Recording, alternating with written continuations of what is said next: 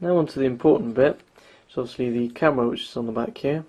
I've got a dual LED flash just above the lens, and then this sliding lens cover, which is actually an active lens cover. So if we slide that down, you'll be able to see the mechanical shutter will open. There we go. And the camera is now active. So if we just chuck something out there to take a photo of, then you just push the button slightly to focus, and then all the way to take a photo. And then we've got our photo. Can't very well see it on the camera, but it does actually look okay.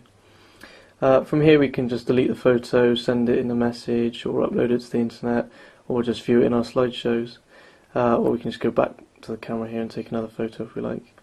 And then we can just close the shutter, and there we go. Locks keypad, and you could just stick the phone back in your pocket. It's quite nice that you can actually use the camera independently of the phone. As I say, you can slide that down, take a photo. Once you're finished, just slide it back up and put the phone in your pocket without ever having to lock or unlock the phone or go into any menus. So that's quite good. I'm also going to show you the keypad quickly. Oh, and quickly also might mention that it's actually a wide-angle lens as well on this camera, so it's pretty good for getting in sort of landscape shots and other things like that. So onto the keypad. Slider, it's very smooth. As you can hear, there's no real grinding or anything. There's a nice spring away when you push the slider slightly upwards. And this is actually a dual slider, a bit like the N95 and N96, is that it slides the opposite way as well for these multimedia keys. On this device though, they've made it a bit more difficult to slide it downwards, because on the old device it was so easy to slide the screen down whilst you're pushing it into your pocket and unlock the keypad. Obviously not very desirable. But on this one they've increased the tension, so it's actually more difficult to push it down now than it is to push it upwards, which is quite good. But the keys are very tactile, nice click to them, well spaced and decent size as well, and they're slightly raised and not completely flat, so you can actually feel your way quite easily around the keypad. And the same goes for these keys at the top here, raised, nice tactile click. Overall very nice to use.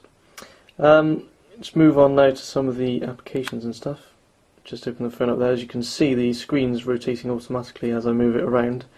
And that works pretty much throughout the whole UI. In the menus and in all the applications, you can always just tilt the phone to one side and view them in landscape, or tilt it back and view it in portrait mode, which is quite handy. Here you can see the menu.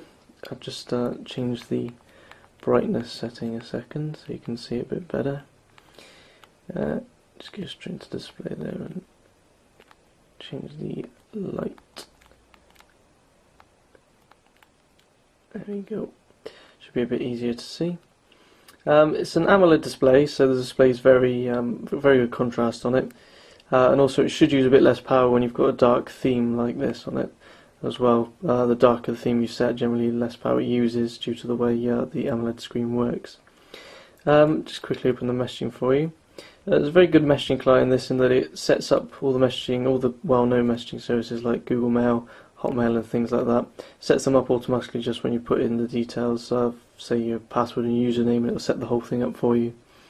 When it gets to stuff for like Exchange and your own mail services, it can get a bit more confusing. Like, I had a nightmare setting up the Exchange service just because it was the Google Exchange service I was using, so it kept trying to set up a Google Mail account instead, unfortunately. And today, when I've been trying to delete these two accounts and put in the Mobile Burn test account for the video, it actually wouldn't let me delete the accounts or add any other accounts for some reason. The phone just kept freezing up and crashing, so that's not so good. But if you're a light user and just use something like Google or Hotmail, you should have no problem at all just setting up an account very easily with your username and password. The web is the same sort of browser as the previous Nokia web browsers. Just pop in the Mobile Burn address page here. And so here we go, the Mobile Burn page is loading up now. And as you can see, it's a full graphic page, videos and photos and such. We'll just zoom out a bit and you can see a bit more of the page. There you go. It's not the quickest at loading up the pages, although it's got a HSDPA connection and also Wi-Fi if you'd like to use it. It still takes a little while to render the pages because the phone processor isn't that powerful, but here you go, you can see the images starting to load up there. Also, it's not quite as easy to use as perhaps a touchscreen phone might be, where you can just scroll around the screen by using your thumb, or zoom in maybe with a multi-touch pinch gesture or something. On this phone you've got to use the keypad here to zoom in and out with these buttons, and moving around is done with this little cursor, which you probably won't be able to see actually on the screen. Just literally have to hold it down and you get this sort of mini-map view at the side here to show you whereabouts in the page you are. Overall though, it's not too difficult to use, works pretty well. Not really a replacement for your laptop screen perhaps, or your desktop computer, but it'll get you by if you needed something in an emergency. As you can see, as we've also got this nice history view where you can just go straight back through all the pages you've looked at, and just jump back to one by quite simply just clicking on it. It sends you straight back to that page.